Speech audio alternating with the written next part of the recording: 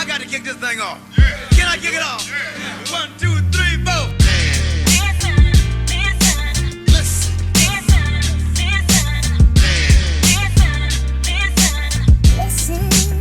Ladies and gentlemen, listen.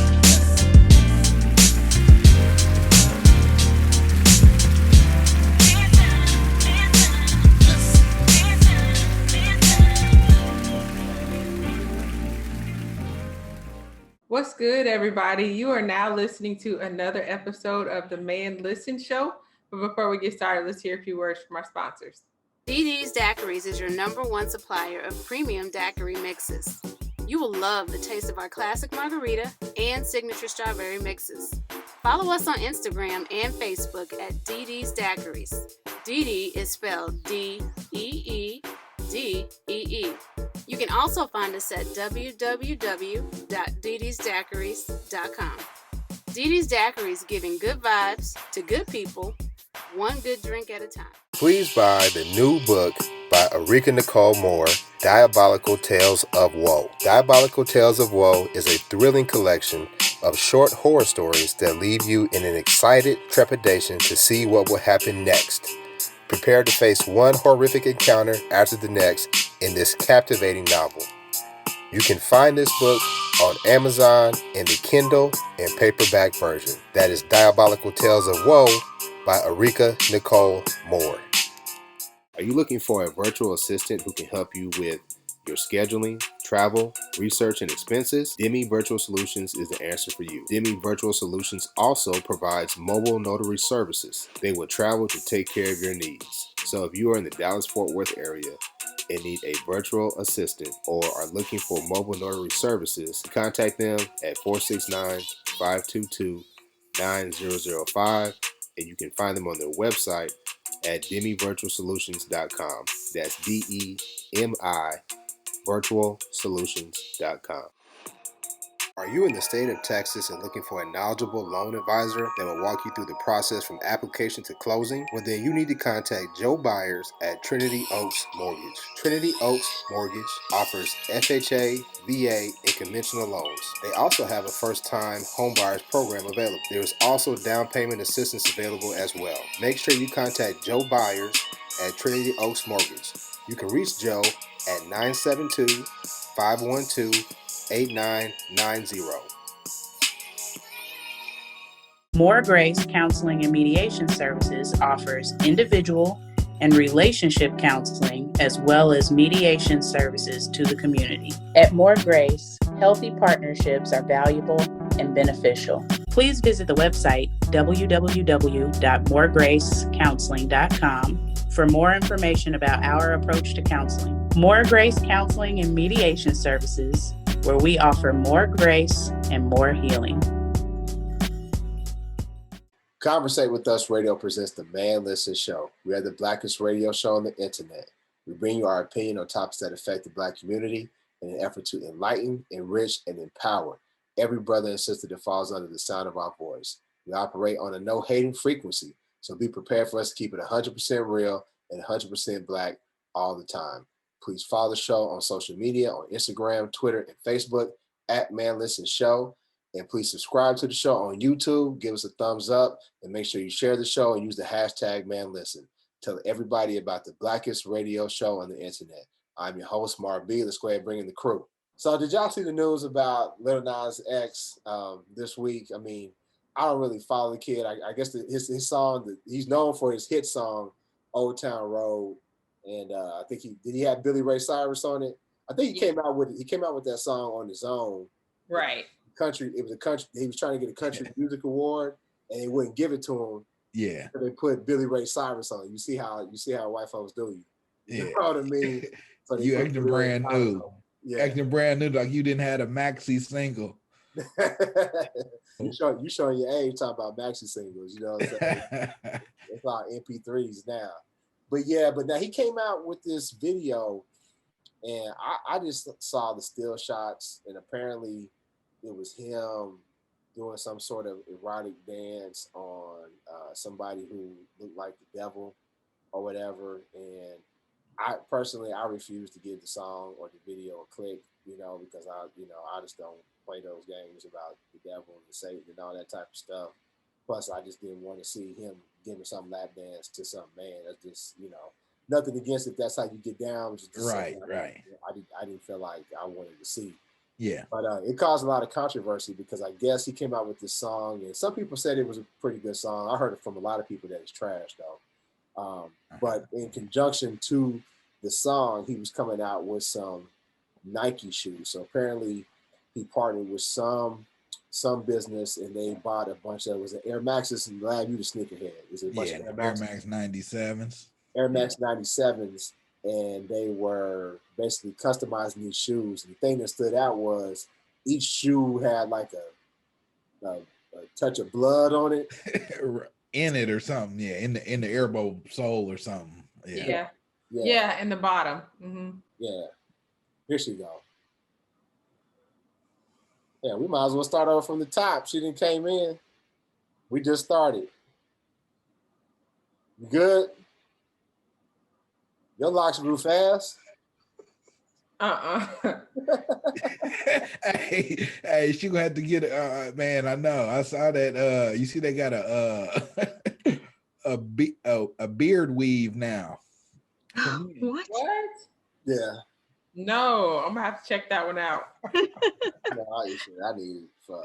Who can't grow a beard though? It's chicks growing beards.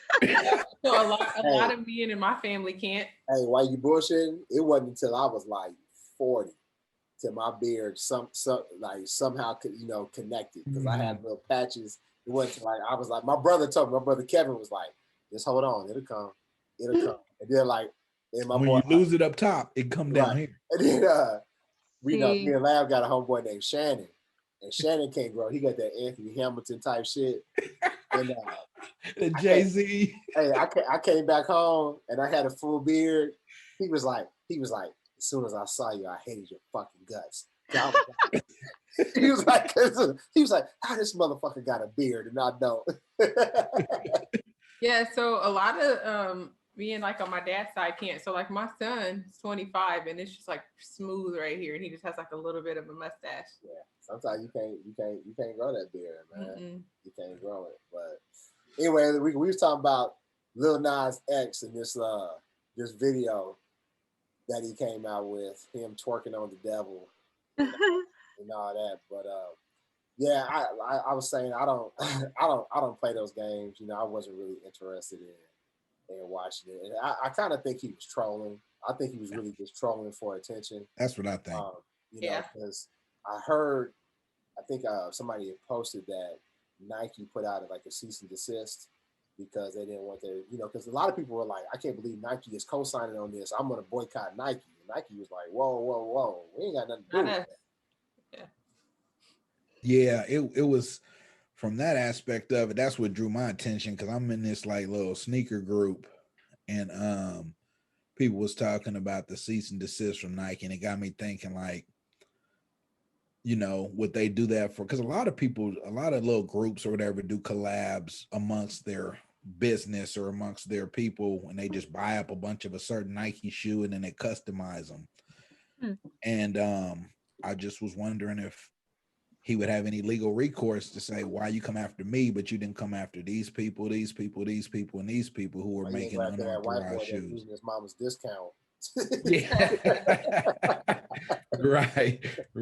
Getting rich. Yeah. So that's really the most notable aspect of the whole story to me. I'm like you. I didn't really have any desire to see the video. I haven't watched it, haven't listened to the song. I did see a picture of the shoes, but that's really about it. So yeah, I saw like a little bit of the video. I didn't watch it in its entirety, but like when I was looking at different news clips, so they were showing different parts, and there was one where he was supposed to be like, just I guess like the devil. He was in heaven, and then he falls out and goes to hell, and then he's like spinning down this pole all the way until he got down there.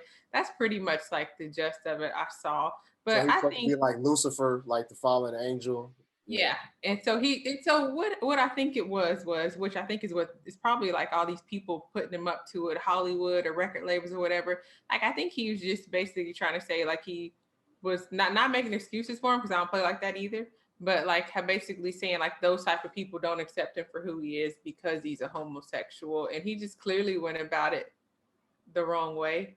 But I don't even know if he's serious. Like I said, I think it's just it's an attention and a money grab for him. Everything I feel he's done is just a money grab. Either that or he's just letting people put him up to do stupid shit all the time. But I don't get that because he's putting him up to do stupid stuff. I didn't mean to cuss. No, I was just cursing, so we're gonna let the cursing go on the show. So, but honestly, I don't really get that because it seems like now being LGBTQIA is kind of like one of the most protected classes there is now. So what are you talking about? Well, I mean, in the past, his history, he didn't come out, like not even to, I guess when he came out to the world is when he came out to his family and everybody else, from what I read, at least. Yeah. And then that's another thing, which I don't want to change the subject, but I thought it was kind of shitty that I guess there was a boy that he had like, I don't know, some type of relationship or something with in high school, but I guess they made some pact that they wouldn't tell anybody. And he just like totally outed him here recently. But like for what? Like, why did you need to? I don't know how old this boy is either. So I don't know if Lil Nas X was in high school last year or 5 years ago. I don't know how old he is. But I'm like, what's that? How old is Lil Nas X? That's why I said I don't know. I don't know nothing about him. But I just read that, he just basically told a whole story and just outed this guy. And I don't know if the guy's like out to his family, but I was just like, why are you bringing other people into it? Yeah, that's no foul. Yeah. I think that it seems like a lot of these young artists today do a lot of things for media attention. Once their likes and follows get down, they come out with some outrageous thing to try to bring the attention back to them. I didn't see the video, but I did see one meme where it was him, I guess, with braids twerking on the devil. And the meme was when Cardi with the braids goes wrong. And I was like, I don't know what's going on in this video, but I don't know if that's the look he was going for, is Cardi with the braids going wrong, but those braids did look pretty terrible. And the devil looked really fake. And it looked like it was trolling to me. It didn't look like he was trying to make some profound statement. It looked like it was a child being childish. But my thing is like, to what extent will you go to have fame? You know what I mean? Like, ain't no telling. I honestly think that a lot of artists, you talk about the casting couch for women. I honestly think that casting couch goes for some of them dudes too, especially brothers. Because they talk about what artists haven't worn the dress. I'm talking about comedians. Right. I think the other ones that ain't wore the dress is like maybe like Dave Chappelle, Cat Williams. Did Kevin Hart wear the dress?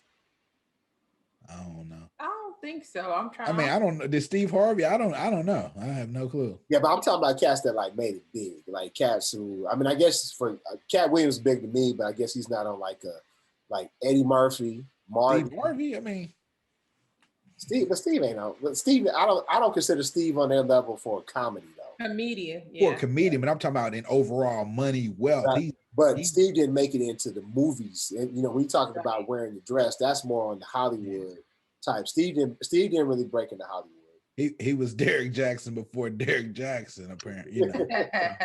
Yeah. That dude. So I don't think Kevin Hart did, because I think when Kevin, I'm not 100% sure, but I know he was going back and forth with one of the Wayans brothers, and I think he brought up the fact that he does all the time. And so I don't. Which one of the Wayans brothers wore? Oh, Damon did. Damon white chick. All of them. White chicks. White chicks. White chicks. Yeah. I don't think Damon wore a dress though. Damon just played a gay dude or men on film. I don't think Damon wore it. I think that's probably it too. Jamie Foxx did. Hated it. Yeah, Wanda. Yeah. I hated it too. Martin did it a couple times. Martin, he played Martin did Shanae. He did Big Eddie Murphy. Eddie, Flip Respucia is funny though. That's one Flip of my Wilson favorite started movies. it off. Right too. Who? Flip Wilson. Oh yeah. Variety show. Yeah. Yep. He did it. Man, they need to start coming out with more comedies like that, man, because things have been so heavy. I mean, we'll get into it. Like, Coming to America, I know Coming to America got a lot of flack. Some people, it didn't meet the expectations. I thought Coming to America Part 2 was wonderful. I watched it like 8 or 9 times. Yeah, it's not going to be the same. It's not 1987, 88 anymore. Exactly. It's PG-13 for one. I mean, what's he gonna do? He's the king now. I mean, he can't have these adventures anymore like he did back then. It's just different time. So I appreciated the comedy. I appreciate seeing so many Black people on the screen. But outside of that, like, I felt like if you was gonna put 30 years into it, like, y'all should have had a better game plan. This to me seemed like it was written in 6 months or less. I think there was the plot. There was some plot stuff that they could have beefed up, but I think it was more so a tribute to the first movie than anything else. Yeah, that's a good way. I like that. The barbershop guy, seeing everybody come back, I really like that. Randy Watson, when they brought Randy Watson out, exactly. That was good. That's what I'm saying. That was a tribute is a good way to. I couldn't stop laughing when he came out. Yeah. No, when King was talking about Kill Simi, that had us crying. Like, he's still mad at him. He hate you so much. But the thing about it was, the more you watch it, there's more things that you catch. Like, I don't want to give it away. But spoiler alert, we late, but spoiler alert to anybody who ain't watched it. But like, you saw when like they had to cut the whiskers off the lion. Yeah. Then they gave it to the dude. The dude was just like threw him, like, you're like, this ain't shit. You know what I'm saying? Yeah. Like, there's a lot of stuff. His life. Yeah, but I really like you said, see, there was a bunch of Black actors that got paid. Yes. Eddie got a bunch of Black actors paid. Yep. I think they filmed a lot of it at Tyler Perry Studios. They did. So Tyler got paid. And then whatever they didn't film at Tyler Perry Studios, they filmed at Rick Ross' house. Right. Yeah. So Rick Ross got paid. So Eddie is the GOAT to me. Yeah. Eddie's the GOAT to me, for real. Man. Consistently. Yeah. I appreciate him doing that straight up. I was just hoping more. Like, I mean, I still quote Coming to America 1. Right. Something like that was so iconic. It's going to be impossible for the second film to live up to your expectation. There's nothing they could have done to where you would ever say it was as good as the first one, because you're in a different place. You're looking back at that as like the good old days type stuff. So you're going to have fond memories of that. And it's nothing now is ever going to live up to that. Yeah, I just felt that this one was kind of corny. I don't really like corny stuff. I don't know. I like that they had so many strong female leads. I like that the queen and the baby mama got along and were like having fun together. I like that the daughter was the one who was perfect to be a ruler. I like that Tiana, even though she came in all bad and flawless, he went with the intellectual. And Tiana didn't diminish herself like in the last movie, how, mom, you still see her, she's still crazy, she hopping around still somewhere. Right. Tiana was like, oh, he don't want me to be queen, whatever, and moved on with her life. Like, I thought that the strength of the women characters was vastly improved in this movie, and I thought that was great to see. And they addressed the colorism. So it was really strange when everybody it was kind of mentioning that Marv, like, others out our group. I guess I never really noticed the colorism in the first movie, but I noticed it in the second movie, but then everybody said it was better. So I stay out of some of them conversations. Depends on who's having them, what they're talking about. I was wondering where Patrice was at, the dark skin for real. No love. But they showed a picture of her. They showed a picture. Yeah, they did. But I didn't really trip off of it. And I think for me, because I think Black is Black. Me too. If you got melanin and you claim to be Black, you ain't trying to pass or nothing like that, it really didn't bother me, but I could see how they had like the dark-skinned sister being all fast and promiscuous, and then he had the woman that he was set up to marry, she was chocolate, but then you got light-skinned Lisa. I definitely could see it, especially considering so many in our community are dealing with the trauma that comes from colorism, how that affects us. So if you are a sister who happens to be more chocolate, then it probably would sting a little bit to see that played out. So, Yeah, and I definitely like the little Prince. I thought he was the weakest part of the movie, honestly. Yes, I thought he was the weak part. Same.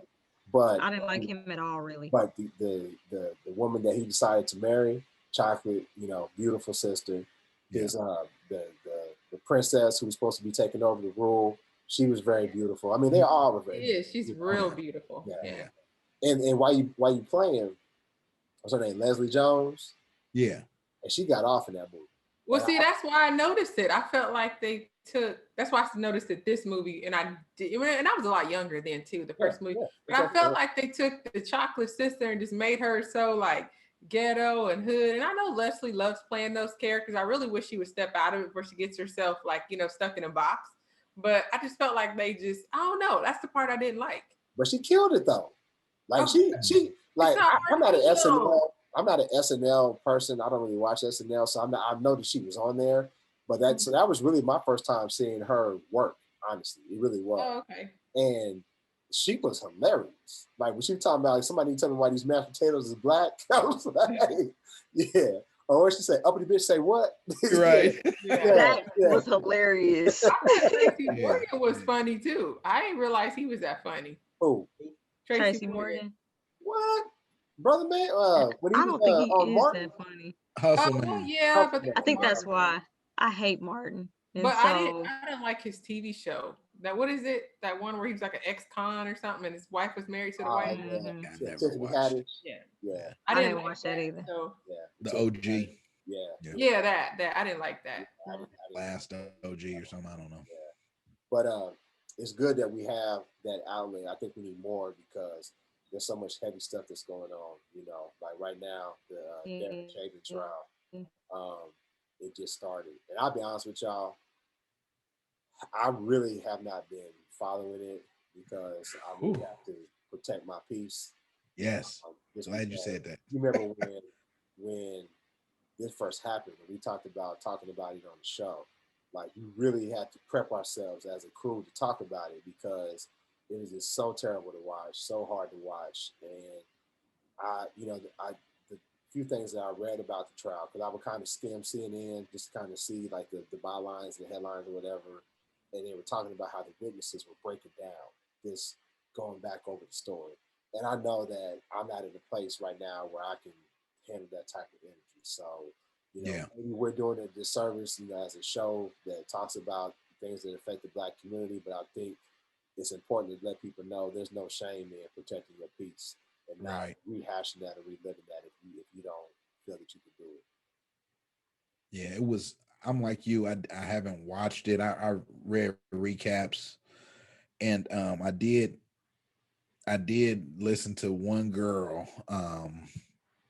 She was a child I guess she was a minor or something. So they did at the time.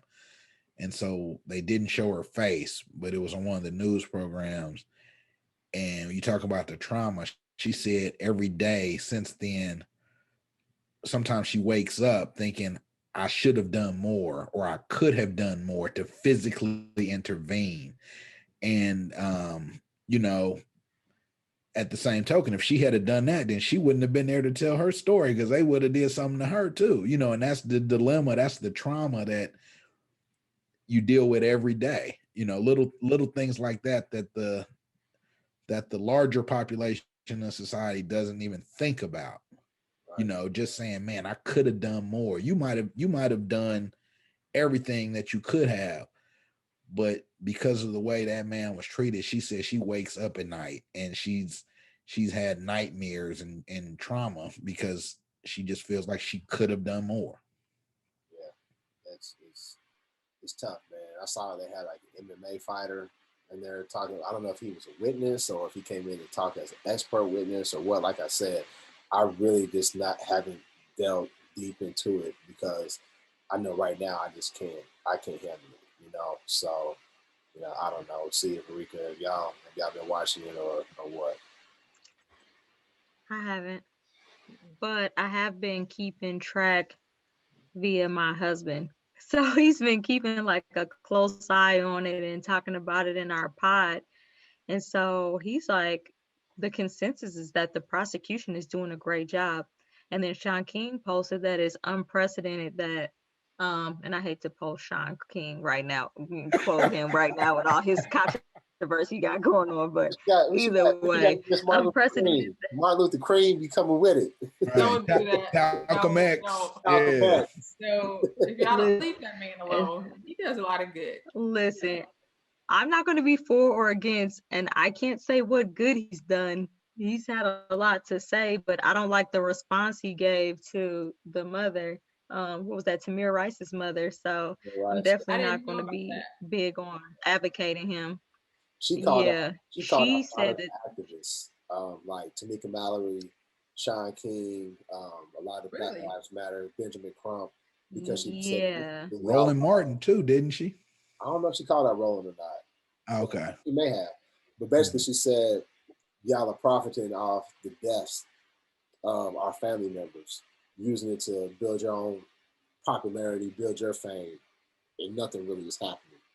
So she really spoke out. And she, to an extent, especially when you talk about Crump, Crump is kind of questionable. He's questionable. What you gonna say? Go ahead. All right, but so you don't want to talk about your fellow attorney? With all of that being said, listen, fellow, it's 50 states. We all, different areas. And one of the things that I will not do and cannot do is participate in these civil matters where the taxpayers are going to lose on the trial and on the civil cases. So to me, that's lose-lose. It's not justice. It's a pacifier, and it's a terrible situation because you don't want the families to get nothing, but you want them to get justice, and justice shouldn't come in the form of money only. But it's so many layers to unwrap in that. But he said that it's unprecedented for the police chief and fellow police officers to testify against an officer, and that is important to mention, because most of the time the police will not get involved in their fellow officers' trials. So for other police officers who were either there or involved to be so upset or so against his actions to actually testify against him and be like a non-hostile witness, that's crazy. Someone told me that he may be the scapegoat and other people should be held accountable, and they're just using him as the shield to prevent everybody else from being attacked, maybe like preventing the entire police force from being at fault. But at the same time, I think that the importance of that act is it takes away from the confidence that these officers have of being able to kill Black men and women without worrying about their fellow officers testifying against them, or without the fear of, maybe going to jail. Because if the police chief testifies against you, the jury is going to be swayed. No matter what he says, if he's against you, and at the end of the day, we're trying to sway 12 regular people to believe in what you say. That's why these grand jury trials are so important, because the prosecutor is basically putting on his case and trying to sway people with what he's saying. So if the police officers are against their own and that never happens, that's important. I don't know. Maybe you don't seem convinced. I kind of think that he is the sacrificial lamb. I mean, we've seen a lot of brazen stuff happen by the police. I mean, when we saw what's our brother in New York that was choked out by Palantaleo and Eric Garner. When Eric Garner was choked out on camera, that was brazen, with that illegal chokehold. I think the response to our brother George Floyd being murdered like that, and the protests that it triggered, throughout the summer, I think that may have a part in it. But, I'm holding off on throwing a pep rally and celebrating until like he's actually charged with something significant. That's what matters to me. And I surely hope that George Floyd's family don't pull that stuff that both of John's family did, saying they forgive that, what. I hope that if it was me, I would hope that he would rot in hell, and I would say it. I would say it. I would say you lucky they got you because I would sure try to do some harm to you if you did my family like that. So, you know, that's just how I feel about it. But hopefully you're right, Arika, and those testimonies do, you know, get this guy, you know, convicted and the sentence that he deserves. Mm-hmm. But you know, you talk about cops getting off. What about St. Louis? But you know, Well, you know, Missouri is going to double down anytime the rest of the country starts acting progressive. Missouri's going to double down on their racism. So, you so know, they were like, break it down. What happened? So basically, when did this happen? This happened during the George Floyd protests over the summer, or did this happen? You know, when did this whole thing happen? It was an undercover black police officer who was beaten by his fellow police officers because he was undercover. When did this happen? Did this happen last year or what? Mhm.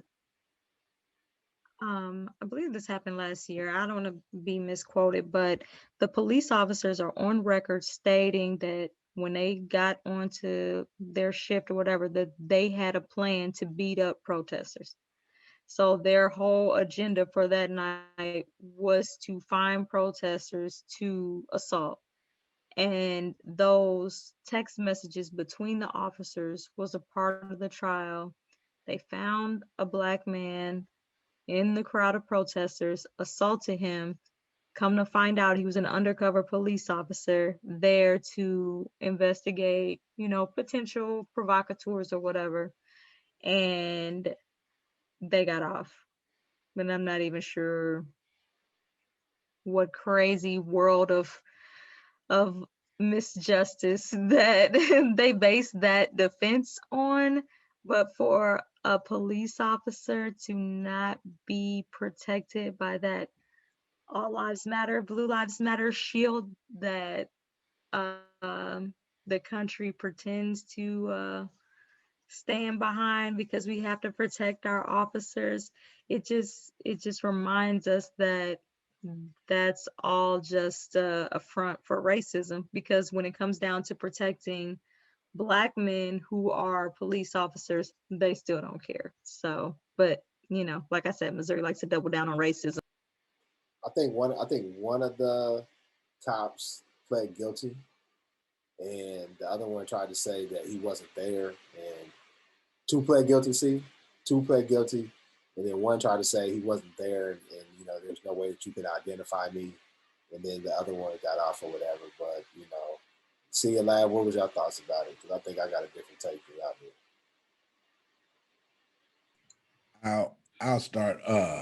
My first take is similar to Rika's. Like, man, you know, it's just a farce. The Blue Lives Matter community, you know, they've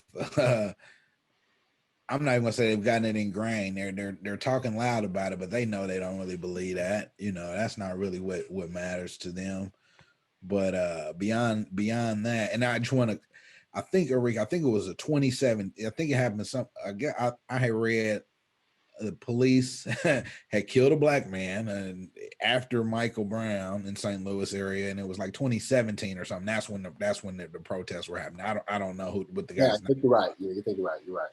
yeah. So that's when it happened, but that's neither here nor there. But then honestly, the first thing that went to my mind after that was we talked about it a few weeks ago, was Judas and the Black Messiah, man. Like, you know, they got these brothers infiltrating to stick up or to get other brothers locked up. And I was like, man, that's messed up. So Hey, listen.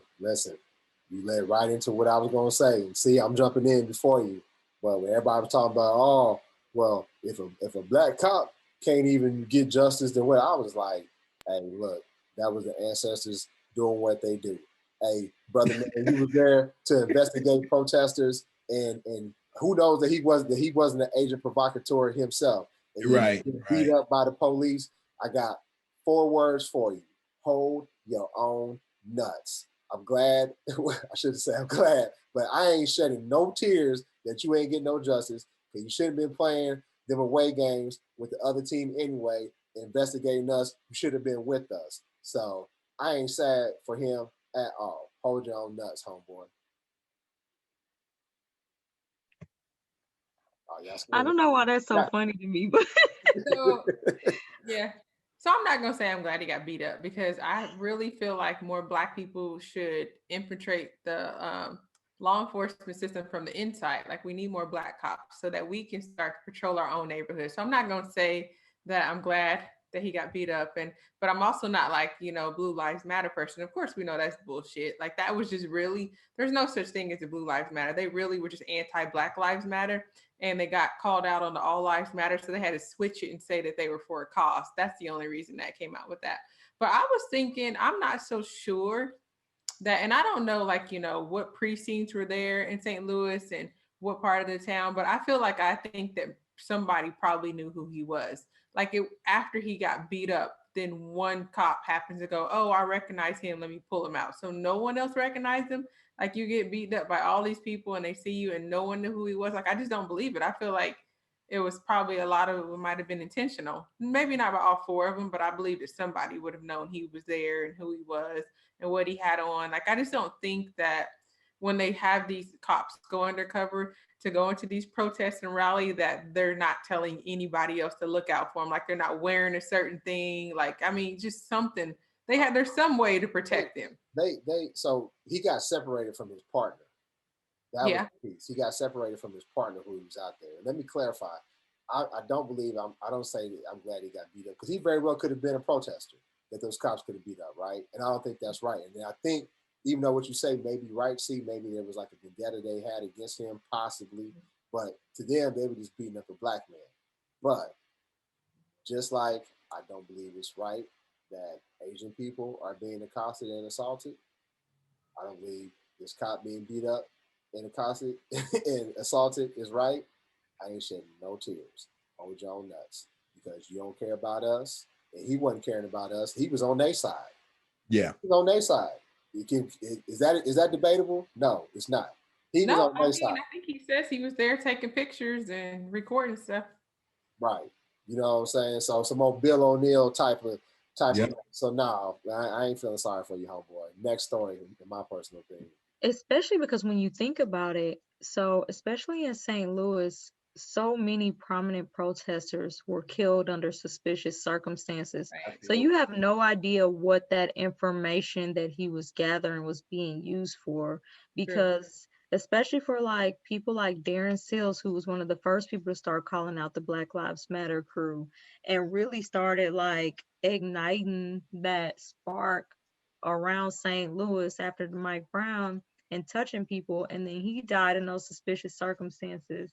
And you really start to think about what information was you gathering from protesters except trying to pick out who's really the spark, who's the flame, who's moving the crowd, and how can you remove that person. It's just the same thing from back when they were taking out Malcolm and Martin. Like, you're not just gathering random information for no purpose. You're gathering information so that the enemy, the police, can target the people that are trying to spark change. All we're trying to do is get justice and equality, and you're picking those people out of a crowd and trying to keep track of who's doing what so that you can move on those people, so that you can do something to those people. Even if it's just Darren Seals, he got arrested and pulled over so many times, just like harassed by the police literally weekly, because he was one of my clients, but literally weekly once the protest started really picking up and he started really getting a name for himself.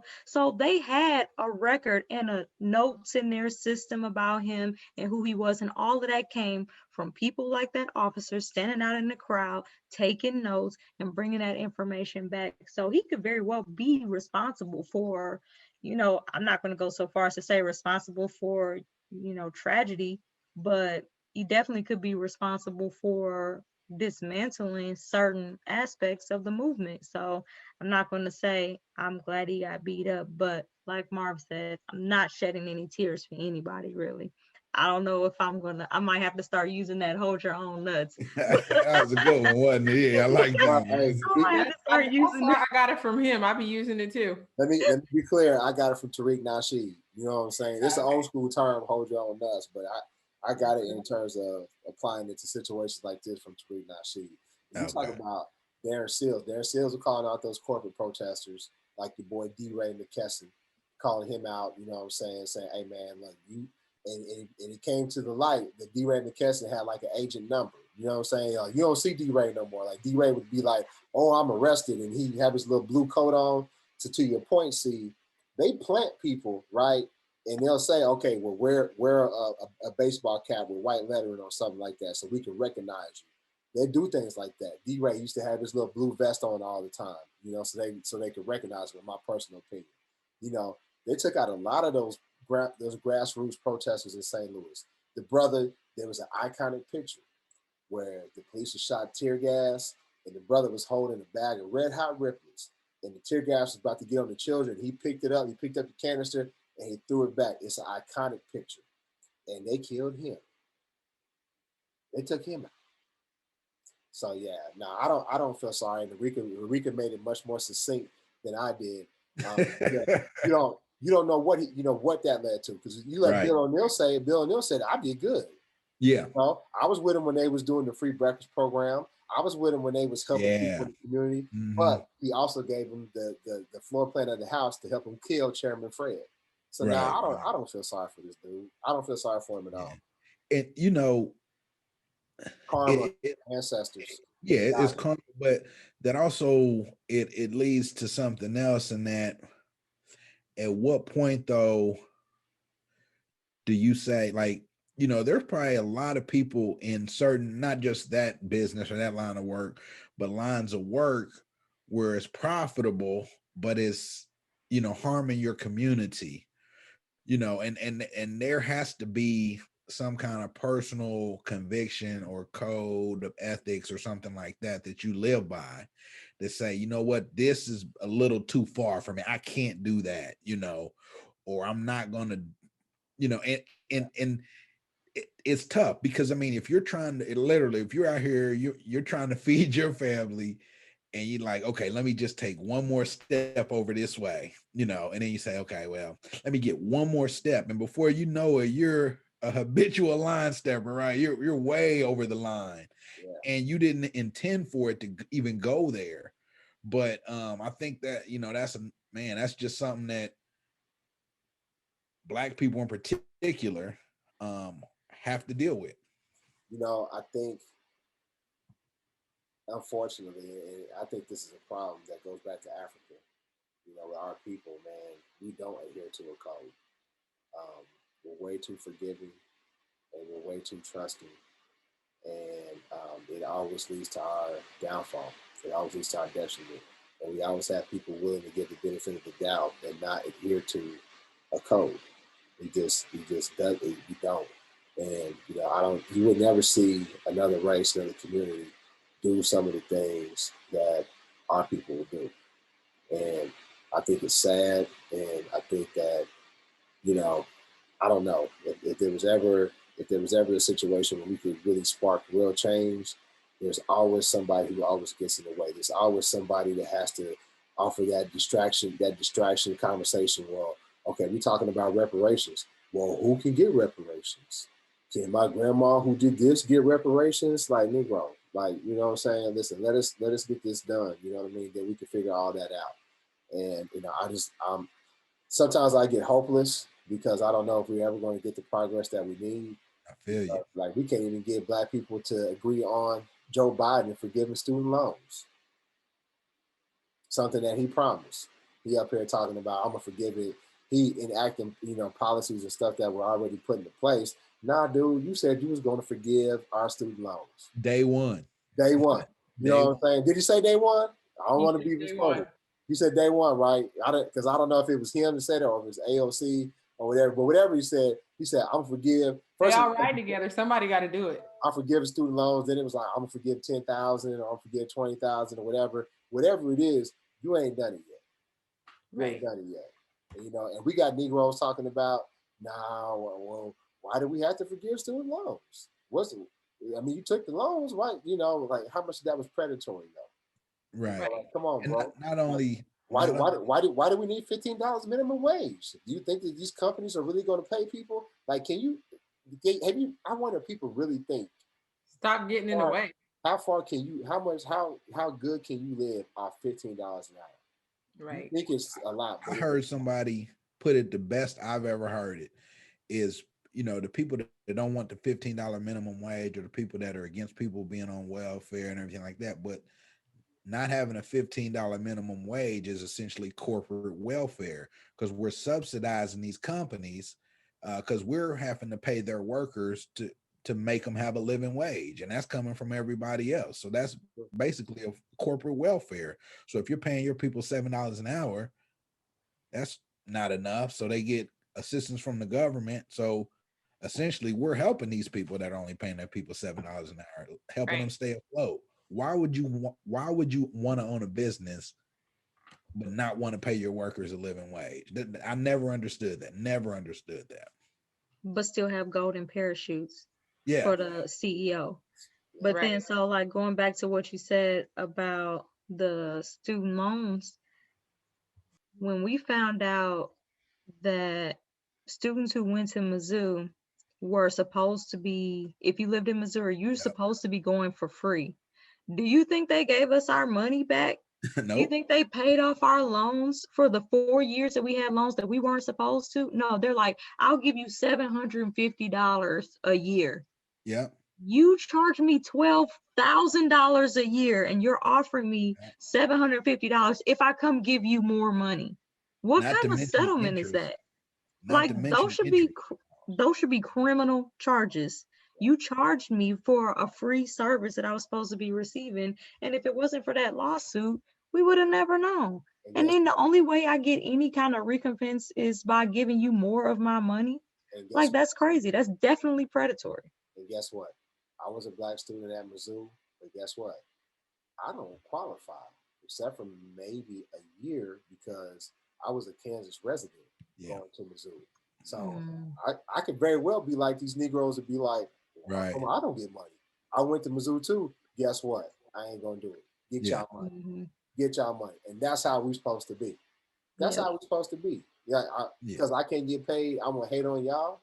Come on, man. You don't see nobody else doing that. No, that's the dumbest. The dumbest Jews go after everybody. The Jews go after the Jews went after the people that was running the trains. The people that was running the trains that took them to, Poland or whatever. They said, hey, y'all got to pay too. And you don't see ne'er a Jewish person say, oh, well, don't you think that's a little bit too far and making excuses? Why can't we be like that? It just baffles me. It just really does. Yeah. So anyway, I guess we talked about it enough. I done got fired up, you know what I'm saying? But HYON, that's all I'm saying. Man, and give me my money, Mizzou. Yeah, hold your own nuts. You know what I'm saying? That little black police officer, everybody else feeling sorry for you. Marby does not. Anyway. Hey, little. Why you got to be little now? Huh? Why you got to be a little black police officer? I haven't seen him. I'm trying to be PC, because I want to call him a whole bunch of other stuff. You know what I'm saying? So I'm trying to be PC. But anyway, make sure y'all share the show. Give us your opinion on what we had to say. If you disagree with me about the black cop, let me know. I probably won't care, but I still want to hear it. Share the show on Facebook, Instagram, Twitter, at Man Listen Show. Use the hashtag Man Listen Show. I'm messing up. And make sure you subscribe to the show. Give us a thumbs up if you like the show. Leave a comment. We're getting a lot of comments from people about the show. We really appreciate it. We really appreciate the support. Just keep sharing the show. Keep giving us your support. It's much appreciated. We'll watch you next time. Peace. Peace. Peace.